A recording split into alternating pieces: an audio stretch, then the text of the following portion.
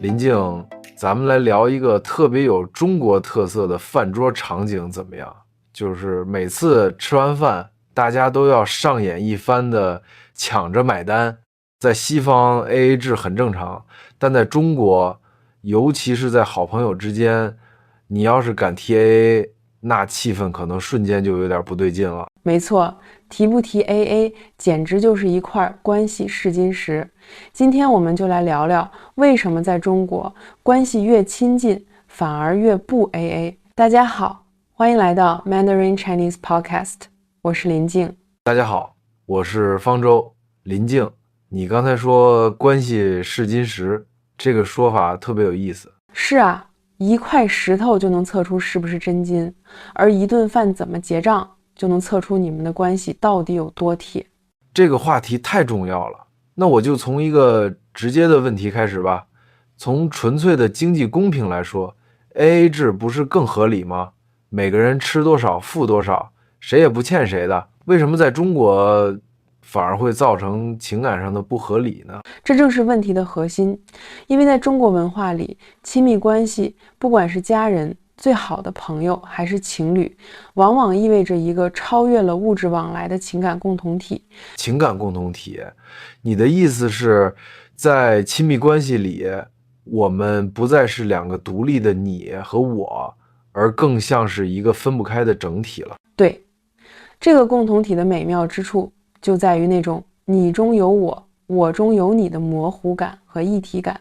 你一旦试图用尺子把金钱量得清清楚楚，就等于是在这个温暖模糊的共同体中间划下了一道冰冷的清晰的界限。我明白了，这就像我和我最好的朋友一起吃饭，本来聊得特别开心，结果结账的时候，我刚说这顿我来吧，他却非常坚持地拿出手机说别，我们还是算清楚，你付你的，我付我的。虽然我知道他没有恶意，但那一瞬间心里还是会咯噔一下，感觉我们之间突然有了距离。就是这个道理。所以当你不让朋友 AA 坚持要请客的时候，你其实是在用行动告诉他，我把你当自己人看。在这种文化思维下，算得清很容易就伤感情了。所以 AA 制在亲密关系里的伤感情根本不是钱的问题，而是触碰到了中国人对关系和亲密的独特定义。那既然算不清是亲密关系的标志，它背后肯定有更深层的文化观念在支撑吧。当然，这背后其实藏着中国社会的两大潜规则，一个叫人情，另一个叫面子。这两个词就像是两把钥匙，能帮你打开理解中国社会这扇复杂的大门。人情和面子这两个词我们太熟了，但具体到饭桌上，他们是怎么运作的呢？哪个更重要一些？我觉得他们是相辅相成的，但如果非要分个主次，那人情是里子，是驱动我们行为的内在情感，而面子就是我们常说的那张脸，是做给别人看的外在表现，是我们在社会中的声誉。里子和面子这个说法太形象了，一个主内，一个主外。那我们先聊聊这个内在的里子，人情吧。好的，在中国，请客吃饭绝不仅仅是填饱肚子，它是一个让人情流动起来的方式。我这次请你吃饭，就在你那里存了一份人情，这份人情不是债务，而是一种情感投资。情感投资这个说法很有意思。说到人情，我想到了英语里的 favor， 这两者是一回事吗？或者说，这种情感投资所期待的回报和还一个 favor 有什么不一样？你这个问题问得太好了，这正是理解人情的关键。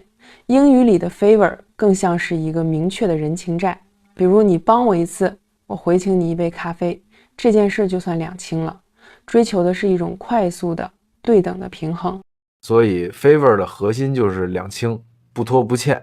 那人情呢？它不是这样吗？关键就在这儿，人情投资的不是这件具体的事儿，而是我们俩的关系本身。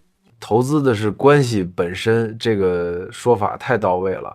那既然投资的是关系，回报肯定也不是一杯咖啡那么简单了吧？完全正确，人情的回报是模糊、长期，而且常常不对等的。可能这次我请你吃饭，下次你顺路帮我搬个家，再下次我们觉得彼此靠谱，一起合作了个大项目。你看，回报的是未来的各种可能性。我懂了，所以 AA 制就像是一次性的交易，钱货两清，而通过请客存下的这份人情，更像是在为我们的关系共同账户里存款。今天我存一点，明天你存一点，账户里的钱越来越多，关系也越来越牢固，以后不管谁遇到点什么事，都能从这个账户里取出来用。就是这样，比喻得很精辟。那接下来我们再来看看外在的表现，面子。饭桌上抢着买单那个场景，简直是中国社交的经典画面。你一说这个，我脑子里马上就有画面了。几个人在收银台前，一手拿着钱包或手机，另一只手按住对方的手，嘴上还说着别，说好了这顿我来，下次一定你来。那个场景简直是中国餐桌上的经典动作片。你说的这是经典版。更有意思的是，随着移动支付的普及，现在的抢买单已经升级了，从动作片变成了谍战片，形式更隐蔽，技术含量也更高了。谍战片，哈哈哈哈，这个说法太有意思了。怎么说？比如有借口上厕所的扫码偷袭，饭还没吃完，一个人就偷偷溜到前台把账结了。还有比手速的闪电战，服务员刚把二维码拿过来，一个人就以迅雷不及掩耳之势扫码付款，等其他人反应过来，手机上已经显示支付成功了。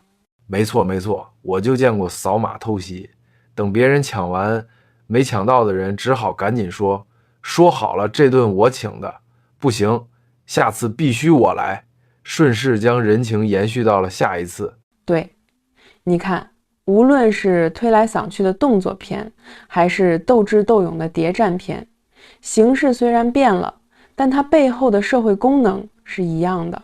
从更深层看，它是一种重要的社会规范，鼓励慷慨和尊重。请客的人通过买单展现了大方和诚意，获得了面子。那被请的人怎么办？心安理得的白吃一顿吗？感觉会有点过意不去啊。你这个问题问到点子上了，很多人一开始都会有这种感觉，但其实在中国的人情社会里，被请的人心安理得的接受，就是在给对方面子，这是一种微妙的平衡。如果你非要 AA， 就可能无意中剥夺了对方获得面子的机会，甚至让他觉得你是不是看不起我，觉得我连这顿饭都请不起了，这就伤了面子。明白了，这时钱已经不重要了，重要的是他的慷慨和能力没有得到认可，面子就挂不住了。原来一次简单的付钱行为背后还有这么多门道和讲究。那在这种情况下，中国人肯定也有一套自己的潜规则吧？那是当然，最常见的就是轮流坐庄，这次我来，下次你来，大家心里都有一本长期的人情账本，追求的是一种动态的平衡，而不是单次的绝对公平。长期来看，其实大家投入的都差不多，但情感却更近了。有道理。不过我也看到很多年轻人或者同事之间聚餐，大家就很自然的 AA 了。你观察的非常对， AA 制在中国并非被完全排斥，而是它的适用范围变得更清晰了。其实 AA 制现在反而成了一种区分关系亲疏的方式。区分关系的方式，这个怎么说？很简单，比如和家人、最好的朋友这些最亲密的人在一起，不 AA 是默认的规则，但是和不太熟的同事、普通朋友，或者只是因为工作原因一起吃饭的人， AA 制就是最好、最没有负担的选择。所以选择 AA 还是不 AA， 就等于在无声地告诉对方，我们是需要算清楚的普通关系，还是可以糊涂一点的亲密关系。完全正确。而且科技也帮了大忙。像微信群收款这种功能，简直就是为 AA 制量身定做的。没错，账单往群里一发，每个人付多少钱，系统自动算好，一清二楚，谁也不用当面去提钱的事儿，完美避免了所有尴尬。是的，科技让算清楚这件事儿变得非常简单又得体。你觉得在未来中国的餐桌文化里，AA 制会完全取代传统的人情模式吗？我认为未来不会是谁取代谁，而是会形成一种混合模式。在大城市的年轻人之间，或者同事聚餐这种场合， AA 制会越来越普遍，因为它简单高效。但在家人、死党这种核心圈子里，那种为你花钱不计较一时得失的传统人情模式依然会是主流，因为它代表的温度是 AA 制给不了的。所以 AA 制和不 AA 会更像两个并行的系统，帮助人们在不同的关系中找到最合适的相处方式。正是这样，那我们今天来总结一下 AA 还是不 AA。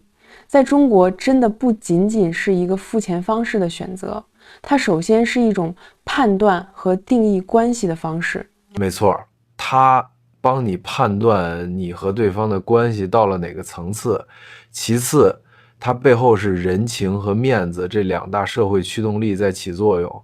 请客是在进行一种情感投资，也是在维系一个人的社会声誉。而在今天， AA 制在非亲密关系和年轻人中找到了自己的位置，反映了中国社会在传统和现代之间的一种动态平衡。这个小小的支付行为就像一个窗口，让我们看到了中国人对关系亲疏远近的深刻理解和维护方式。也正是这种看似算不清的模糊地带，才让中国的人际关系充满了温度与韧性。理解了这一点，不仅能帮助我们更好地融入中国社会，更能让我们看到在日益趋同的全球文化背景下，这些细微的习惯差异是多么的有趣和珍贵。说起来，我们今天只聊了饭桌上最后买单这一个环节，其实从进门点菜到餐桌礼仪，里面还有很多有意思的东西呢。那我们下一期就来点更实用的，从进门点餐一直到结账，把在中国餐厅吃饭必备的地道中文都聊一遍，让大家在中国餐厅吃饭自信满满。没问题，大家记得下次准时收听哦。好了，今天的节目就到这里。关于 AA 制，你有什么自己的故事或者看法吗？欢迎在评论区留言告诉我们。也别忘了点赞订阅我们的频道。我是林静，我是方舟，我们下期节目再见，拜拜。